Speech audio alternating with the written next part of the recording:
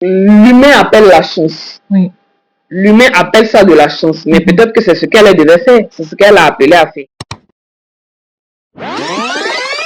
Bienvenue dans C'est mon avis, l'émission où nous vous plongeons au cœur des sujets qui nous touchent tous et où nous vous donnons la possibilité d'interagir avec nous directement pour donner votre opinion. Alors aujourd'hui, je suis encore une fois de plus avec mon amie Muriel Tchétché. On sera plus à présenter, hein? Je suis encore là. Voilà. Et aujourd'hui, nous parlons d'un sujet très très important qui est l'entrepreneuriat. Oui. Donc, Muriel est entrepreneur, moi aussi. Entrepreneur à mes temps perdus et j'ai tellement de choses à raconter, mais j'attends d'être star d'abord. Là, je vais pouvoir raconter. Puis j'ai dit, voilà, je sais que là, je suis arrivée là.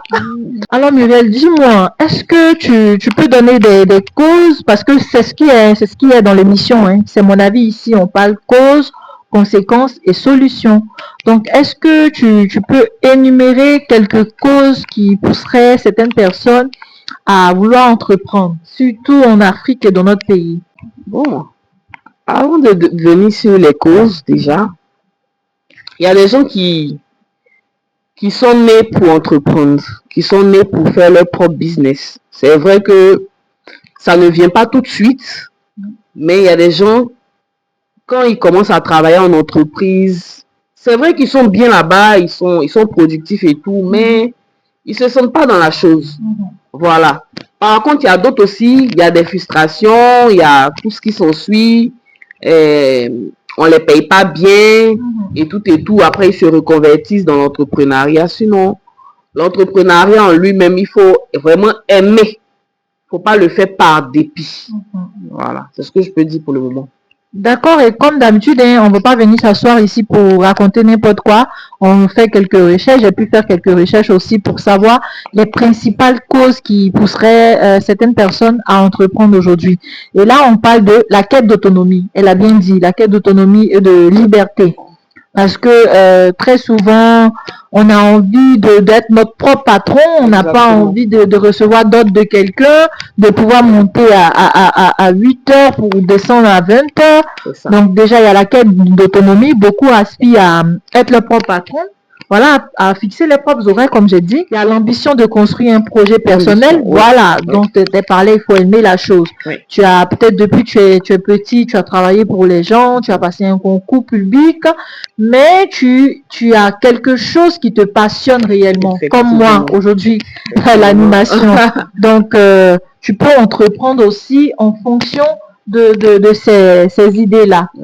On parle encore de l'après du défi de l'innovation. Voilà. Nous sommes dans un monde où ça coûte tellement. Voilà. Justement, l'entrepreneuriat, c'est un terrain de jeu stimulant qui permet de tester des idées. Donc voilà, ceux qui ont une innovation débordante, ils peuvent aussi, voilà, entreprendre.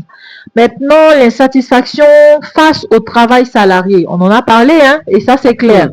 J'avais vu une citation comme ça sur Facebook où elle disait que elle peut pas travailler 365 jours sur l'année pour 100 000 francs. Je dis, parce que quand tu économises aussi 100 000 francs pour 365 jours, c'est pas beaucoup, hein.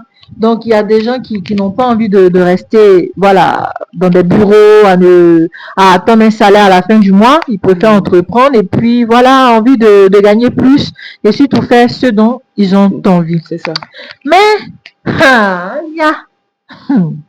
l'entrepreneuriat n'est pas facile pour mot terre à terre. C'est pas facile. Ici, on parlera pas de conséquences, mais on parlera plutôt de défis. Ah oui. C'est très compliqué. J'ai envie aussi un jour de venir m'asseoir, dire, j'étais dans mon salon avec mon petit matos, deux petits micros, j'ai reçu mon ami, aujourd'hui, voilà, j'ai un grand studio. C'est ça. Mais bon, c'est pas toujours... Ça se fera. c'est pas toujours évident quand même pour tout le monde. Oui, moi, je sais que pour moi, ça se fera, mais c'est pas évident pour tout le monde. Donc, l'entrepreneuriat a ses défis. Muriel, en tant qu'entrepreneur, dis-moi un peu, comment ça se passe à ton niveau? Ma camarade charbonne, je peux vous dire charbonne, vraiment, on n'est pas encore où on veut être en fait dans l'entrepreneuriat. Ah oui, l'entrepreneuriat et ses défis. Il y en a tellement.